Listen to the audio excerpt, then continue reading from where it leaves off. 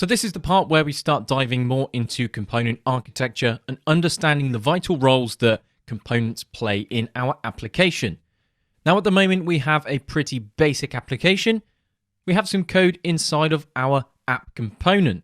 So what we're going to do is essentially blow this away momentarily, but first we're going to generate some component definitions and then talk about the roles that they're going to play. What we're going to build is a way for us to manage the products for a donut shop. So we're going to essentially build the admin interface that will allow us to add and remove products and also edit them, which means that we somehow need to list out what we're actually going to be building. Now for this, we're going to turn to NPX and the Angular CLI to generate us a new component. Now we haven't generated a new component yet, but essentially what we want to do is supply the name of the component, but what we can also do is supply the path of the component that we want. So here we have our app folder, which the CLI will automatically go inside. So we want to specify that we want to add this inside of our admin folder. Now, one thing I like to do is separate my container components, my smart components, with my dumb components. And I do this via means of a containers folder. We can then specify donut-list. So this is going to be our donut shop, and this is just going to contain a list of our products. Now, there's one nice feature that we can use, which is --dry-run. If we then hit enter, this is going to then create a dry run. So you can see here that we have source app admin containers. Our component is then created. And you can see here that it also is updating our admin module. You can see that we have this dry run flag means that no changes were made. So this allows us to test out some commands without actually committing them to our project and then having to undo them if they're not quite what we were looking for. So let's go ahead and duplicate our above command and then hit enter. This will then generate our container and also update our admin module. So you can see that we have this donut list component. So this is taking the name of our component here and changing it from our lowercase separation to a nice title case here. This then generates our donut list component.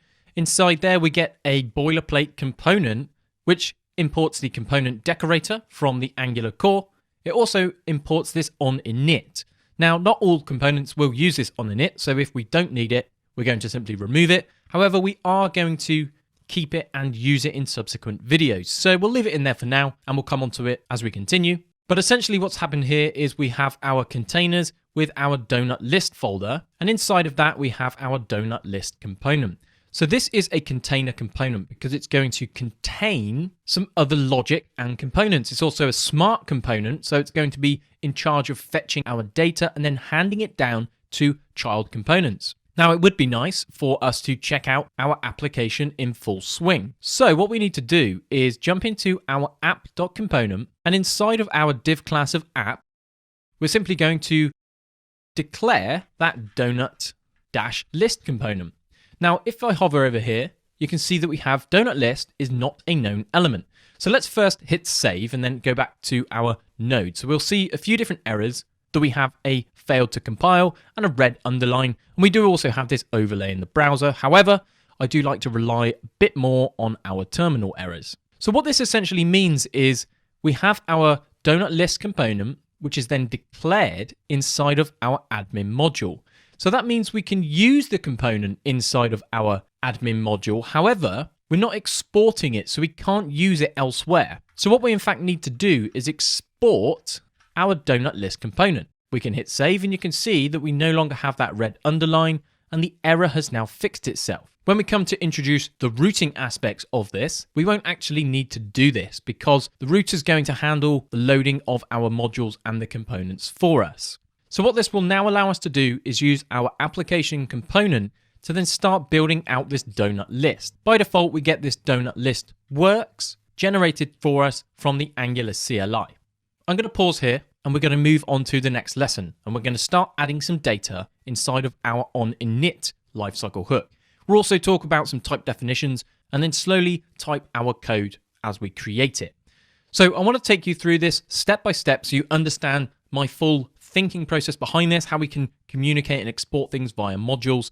And as we keep going, you'll get the hang of this, and this will feel completely like second nature. So with that in mind, let's dive into the next lesson and start adding some data inside of our ng onInit lifecycle hook. We're then going to bind things to the DOM, and start displaying our data. And then we're going to start building some child components and pass that data down with some nice component architecture practices.